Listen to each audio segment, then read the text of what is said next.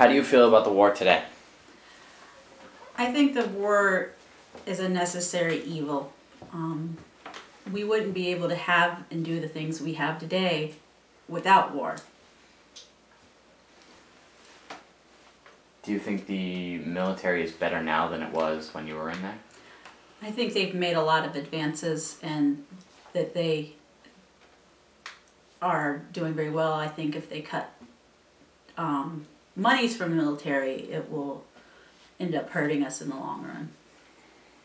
What do you think about the peace activists that you see on the side of the road and on television? I think they shouldn't be allowed.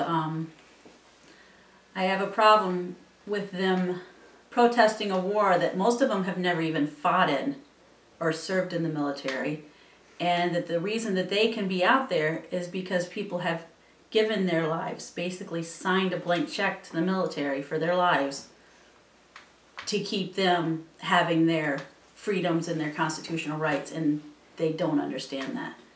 It's actually very hurtful to drive by and see them doing that. It makes me very angry. I do everything I can not to say something every time I have to drive by it. The worst was when we drove by and they had a coffin out in front of the Eastham Fire Department, which was very degrading.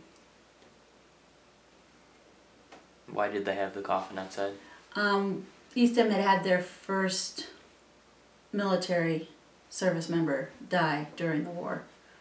And it was right after that that they put a coffin out there. In representation of him? I don't know if it was in representation to him, because I know his mother wouldn't have allowed that. But I think that because it hit home is why they decided to do it. It was only up there one day, so I don't know if somebody made them take it down. But I know a lot of people complained about it. What do you think about the war today? Like, do you feel like we should be in Iraq and Afghanistan and all that? I do think we should. Those people were not only doing stuff to their own citizens that weren't appropriate, but there were things like 9/11 or like starting producing nuclear weapons and things like that.